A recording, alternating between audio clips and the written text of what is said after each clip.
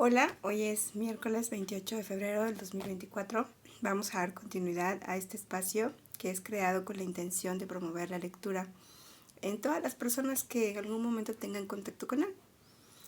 ¿Qué hacemos? Leemos un libro, hacemos pequeñas secciones de lectura de libros y las vamos grabando y se van quedando guardadas en orden para que en el momento en que ustedes quieran explorar el libro lo puedan explorar completo, pero lo puedan ir revisando por partes. Los vamos leyendo en secciones de 20 minutos.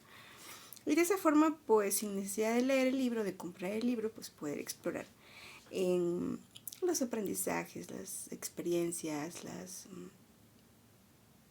las cosas nuevas que vas aprendiendo, descubriendo, construyendo cuando tienes el contacto con los libros, ¿no? O con un libro. Bueno, entonces estamos leyendo una novela que se llama El placer de los dioses, inspirada en la fabulosa historia de vida del personaje del pirata más importante de todos los tiempos, el famosísimo Barbarroja. Entonces, bueno, a mí me encanta esta novela porque, como ya lo he expuesto en otros videos, es una expansión del mundo judío al mundo, bueno, del mundo hebreo del mundo cristiano al mundo musulmán, en este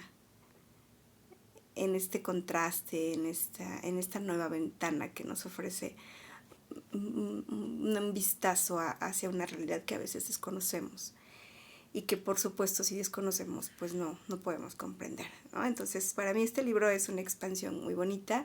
Además es un deleite porque el personaje principal a mí me parece un gran personaje y me encanta saber que fue real, que vivió, que fue un ser humano y que bueno, tuvo esta historia tan maravillosa, ¿no? Entonces, y que desde esa historia pues nos puede enseñar muchos mensajes de sabiduría, acompañado de otros personajes que también son geniales. Va convirtiéndose en una novela pues muy entretenida, muy bonita, muy divertida de explorar. Entonces, bueno, pues vamos a continuar y dice así: no cabía ninguna duda al respecto, porque las informaciones del capitán portugués Teodoro no podían ser más concluyentes, de todo lo cual solo cambia una esperanza, aunque la misma era remotísima: llegar a tiempo con el grueso de la flota y salvar a Túnez del desastre, desbaratando el golpe de mano de Carlos V.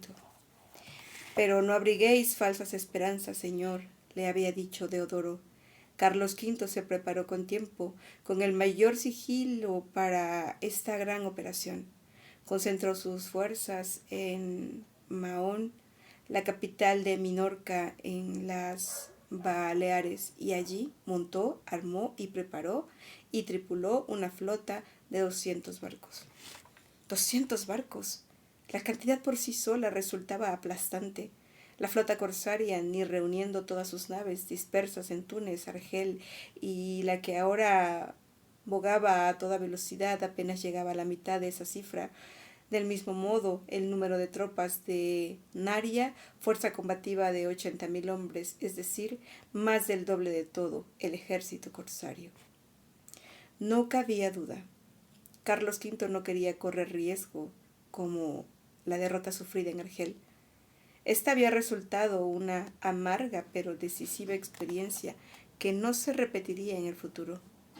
La situación del gran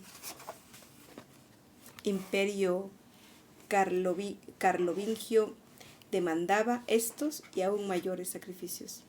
Un emperador que pretendía imponer su muy católica majestad en varios estados europeos y extenderla a toda la tierra, incluyendo el Nuevo Mundo y el Oriente, en una acción de dominio jamás conocido en la historia. No podía permitir que un desacreditado grupo de piratas y herejes le arrebatara esa gloria. Carlos V estaba resuelto a demostrar a Inglaterra y a Francia, los estados que se negaban a reconocer y menos a aceptar su hegemonía imperial, que como gran emperador católico estaba no solamente protegido por Dios y su Santa Iglesia, sino divinamente autorizado a implantar en la tierra el emblema de la única y verdadera fe.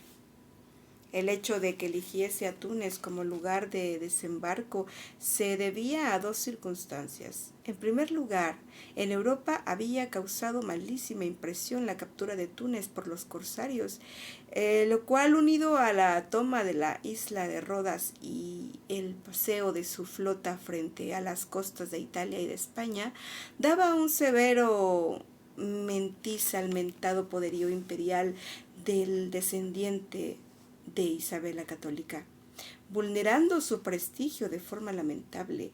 Por lo tanto, la recaptura de Túnez era de una imperiosa necesidad, y para contar con el apoyo de una fuerza que se hallaba tan ansiosa de revancha como los mismos hispánicos, el astuto Carlos reorganizó a los antiguos caballeros de Rodas bajo el mando de Jean de Valette y les proporcionó una nueva base, la isla de Malta, que se fortificó de acuerdo a novísimos métodos de ingeniería militar naval. De esta manera, los que a partir de esta fecha serían llamados caballeros de Malta, en una fuerza no menor a 10.000 hombres y contando con un número de naves necesario para la movilización y el traslado de ese numeroso contingente, se sumó a la poderosa flota que estaba siendo preparada secretamente en la isla de Minorca, del grupo de las Baleares. El segundo factor era que Túnez, además de hallarse menos defendida que Argel, constituía una excelente cabecera de frente para establecer una fortaleza inexpugnable que a su debido tiempo serviría de base para operaciones en gran escala. Apoyadas por el oeste en la fortaleza de Orán, tomarían Argelia entre dos fuegos, destruyendo así su nefasto poder. Plugiera al cielo que lleguemos a tiempo para impedir tamaña calamidad, exclamaba Kheireddin en tanto se paseaba en su cámara como una fiera enjaulada. Pero fuerza le era mascar su impotencia, rumiar de desesperanza y ahogar sus temores, todo lo cual, para un hombre de su temple, se convertía en un verdadero suplicio. Hubo jornadas incluso que ni la mesurada y reconfortante filosofía de Pafnucio conseguía sacarlo de su lamentable condición anímica.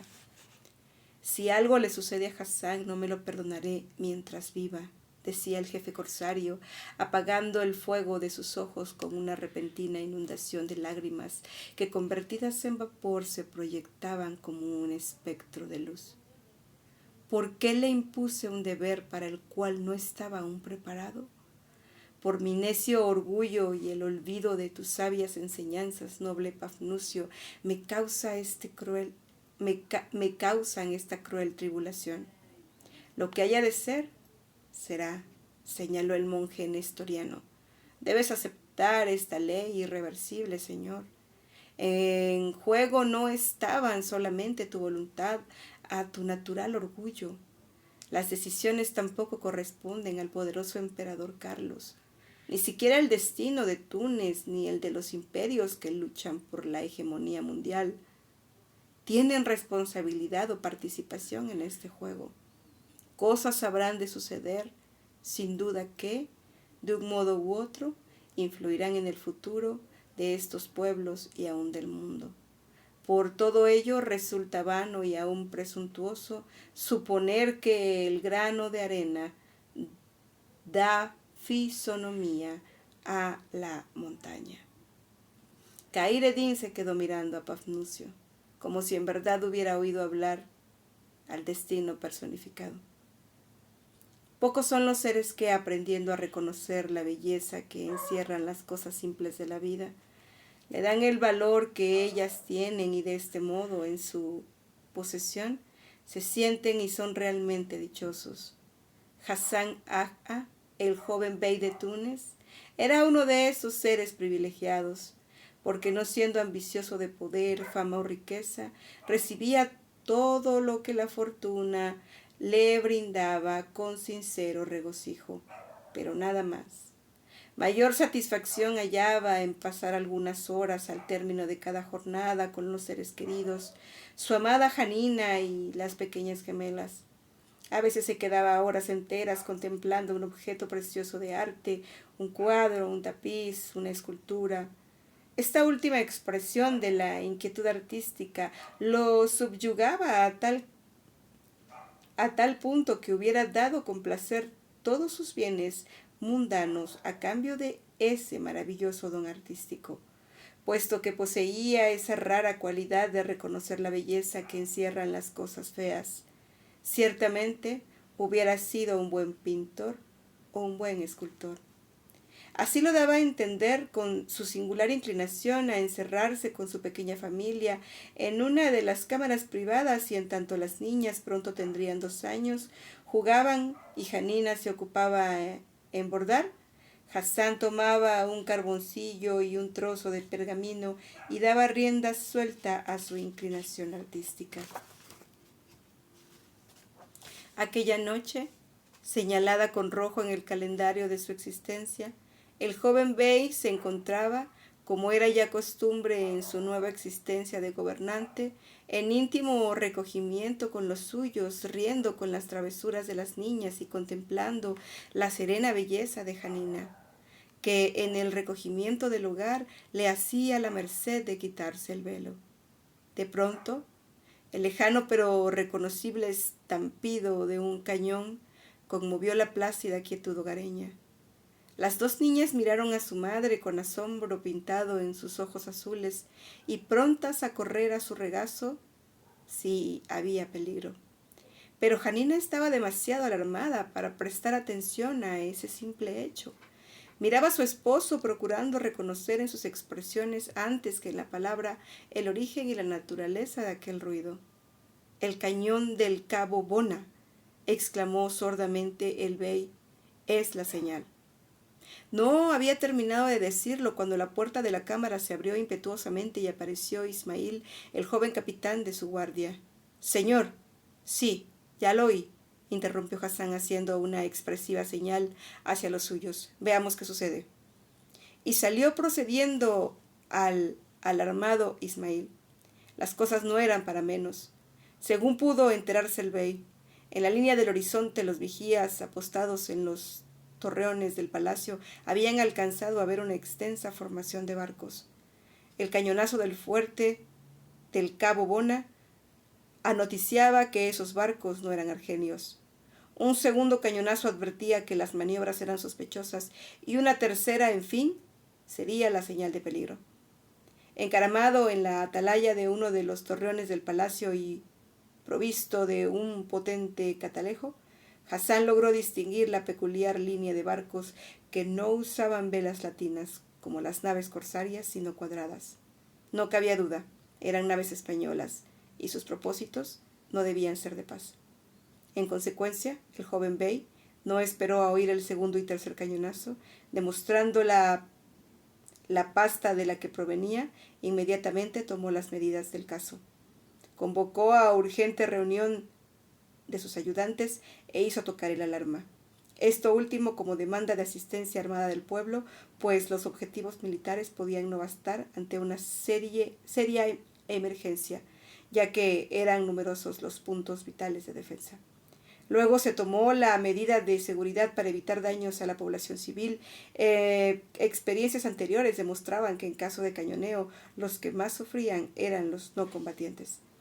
Y el bey Hassan no había terminado de dar aquellas órdenes cuando casi simultáneamente se oyeron el segundo y el tercer cañonazos. Y ya no quedó ninguna duda de que se trataba de un ataque en regla. El intenso cañoneo que se oyó a continuación, el acercarse a cerrar la noche, traía como propósito el no ser advertidos hasta que fuera demasiado tarde, comentó Hassan con un gesto de preocupación. Fijado en su apuesto semblante, al ser descubiertos, optan por un desembosado ataque. Es de esperar que los defensores del cabo los contengan hasta que asome el día. Es imposible saber qué hacer si no se conoce el número de barcos atacantes y su formación. De todos modos, se enviaron observadores por mar y tierra en tanto arreciaba el cañoneo en la entrada del golfo donde se hallaba situada la segunda línea de fortaleza. Lo más notable de las acciones era este intenso cañoneo en que se habían desatado los atacantes. Parecían disponer de un exceso de municiones. Un par de horas después empezaron a llegar las primeras noticias alarmantes. Las baterías corsarias del Cabo Bona habían silenciado después de un duelo con los barcos invasores. No se podía precisar el número de estos, pero debía de ser grande a juzgar por los resultados. Estaban siendo cañoneados los bastiones de la tercera línea y habían silenciado algunas baterías de la segunda. La última información fue más inquietante. Las baterías de la costa habían entrado en acción ante la presencia de numerosas naves en aguas cercanas. Los duelos de artillería, pues, eran varios, considerando las fortalezas y bastiones diseminados en la costa del Golfo. Por la potencia de fuegos de los atacantes, mantuvieron en vilo a toda la ciudad. Se había ordenado el toque de queda y el apagón, pues ya no cabía duda de que los invasores bombardearían también la ciudad.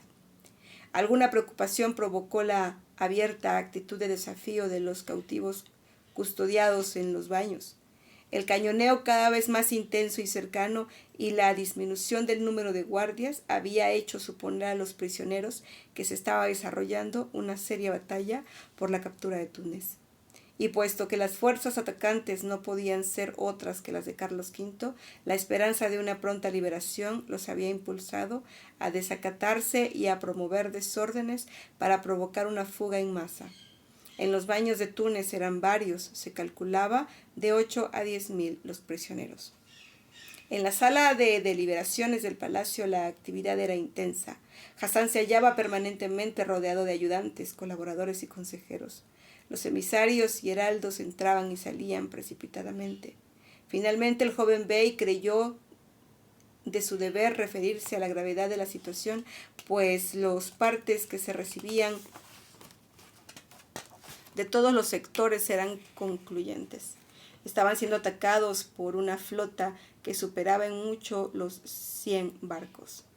El intenso cañoneo y la sistemática destrucción de las defensas de la costa daba a entender claramente que los invasores, conociendo a detalle la topografía de la zona, era posible y seguro que los oficiales españoles al servicio del bey Mohamed hubiesen levantado planos cartográficos, se disponían a atacar de noche con todos sus efectivos. No se trataba, pues, de un mero cañoneo de hostigamiento.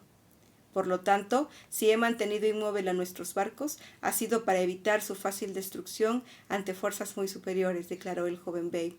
Se concentrará en la zona de nuestro puerto con la consigna de evitar todo desembarco.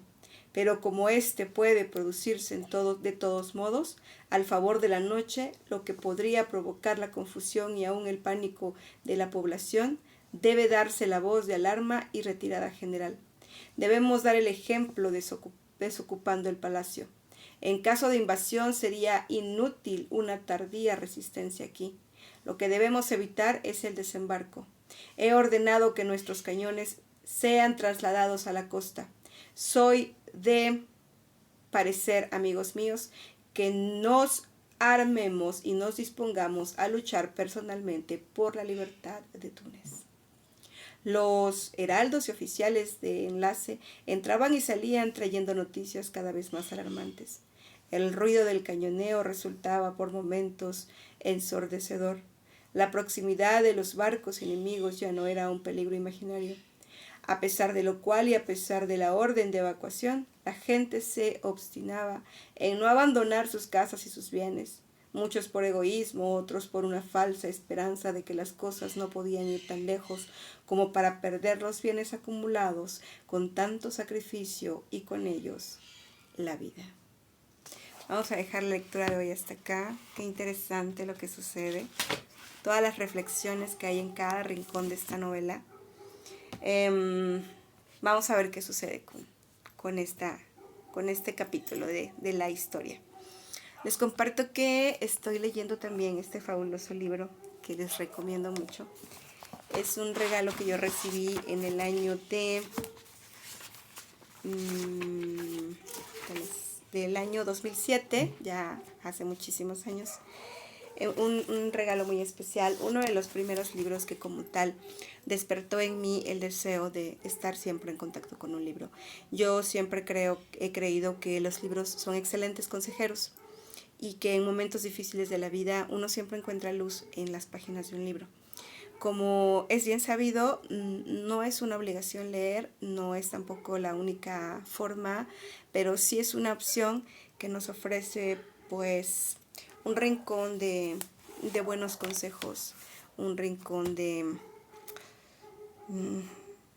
valores, un rincón de ideas propias, un rincón de expansión, un rincón de aprendizaje, un rincón de análisis, de crítica, de muchas cosas que son positivas para la mente humana y todos estos procesos nuestros que requerimos durante la vida. Entonces, pues bueno, yo los sigo invitando a leer, lean, compren libros usados, nuevos, como puedan, como sea, pero lean.